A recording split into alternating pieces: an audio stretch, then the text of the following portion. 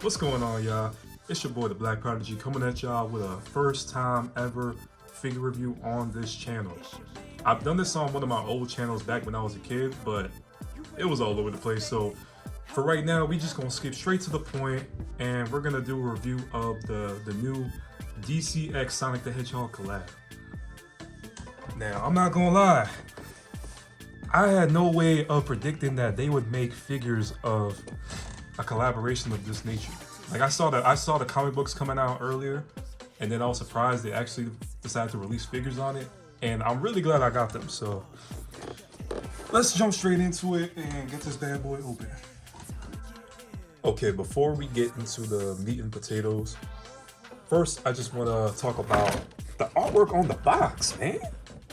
Look at this. We got this 2D art style of Sonic, Silver, Shadow as Batman, Darkseid on top of that. Like, tell me that's not tough. Tell me that is not tough. All right, anyways, let's get into the figure reviews. So to start off, we have the Flash Sonic. Look at this design. Look at the lightning stripes all over him. Wrist articulation, you know, can move his hand joints. You got a little butterfly joint as well. Can flex everything. Got waist articulation. And then, you know, the legs are pretty sturdy too. Got articulation around the ankle area. Can twist it, everything. And you can get him into some really interesting poses. I know some people were like questioning why like he has articulation in the hands in like this grip position because it looks a little awkward, but I think it works well for if you want to pose him in different styles. Like for example, if you want to pose him in like one of his running stances, like in some games he has open hands and other games he has like closed fists, so it could kind of work like that, but I can see why people think it's a little awkward due to like how it's like permanently stuck in that position. But hey, to each their own. I love the lightning strike on the ear detail. Like, this whole costume just looks sick. Jakks they're really stepping up their game with like the quality of their figures. In terms of like, you know, how they look, the posability options. But I'm sure one thing we can all agree on is like, you know, the quality control. That's where they take the biggest L. Like right here, I don't know if you can see this right here, but you know, we got paint flaws right here on one of his quills. On Darkseid's a little inconsistent. I'll show you Darkseid in a second. All right, so I'm not gonna lie, with Darkseid, I think this was me. I think I accidentally scratched him, but so I'm not gonna blame Jakks for that, but you know, it just seems a little odd, the type of paint they decided to go with for the torso area and whatnot, but otherwise, it's a pretty sick figure. Like, you got muscle detail everywhere. You know, he's got the butterfly joint. You know, wrist articulation. He has head articulation, like side to side, but that's pretty much all you need. Got articulation in the waist, everywhere. And they have this like really flexible plastic material for like the kilt flap for his outfit. I think this was a really solid choice because, you know, now it makes it easier to like pose the figure. I know in some of the other Jakks figures, like Blaze the cat for example, it has like a really hard plastic and it's like really hard to move her legs and get them into certain positions.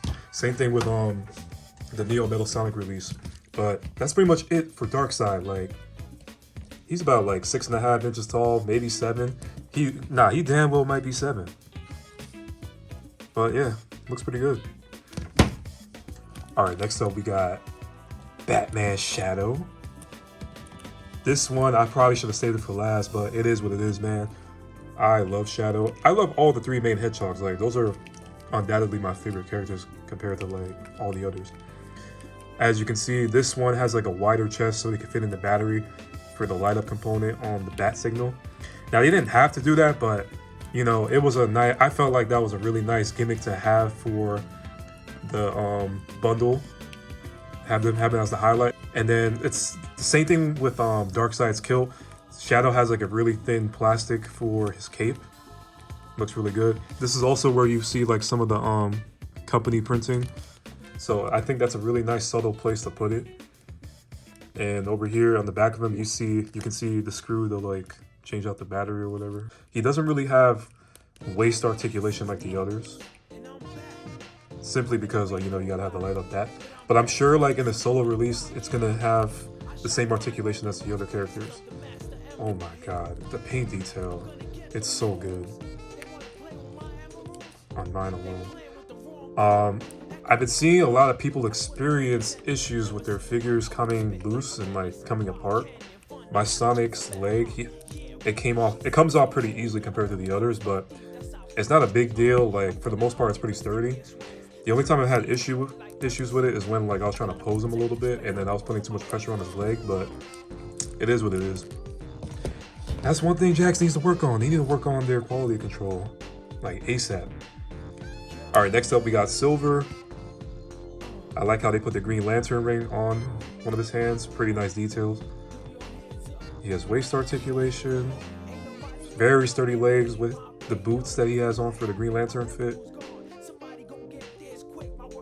I love how they did the mask and integrated it. Instead of like the little black lines he has by his eyes, he has the green to showcase the mask. Like, it just looks amazing. Little minor paint defects right here. I don't know if you guys can see that, but not crazy. I think this is the first time we got a 5-inch modern silver figure since like Sir Galahad back during the Jazzwares days, if you guys know about that. Overall, it looks pretty good. I love Silver. For the longest time, he's been my favorite character, but now he's like interchangeable with Sonic and Shadow. So I hope one day we get a game where Silver's playable and he gets his aura back. That would be nice. But yeah, looks amazing. And then last but not least, we have the solo figure Amy as Wonder Woman. Now, Wonder Woman Amy, this looks incredible. One thing I will say is that like the scaling on her arms looks a little off compared to someone like Sonic, for example.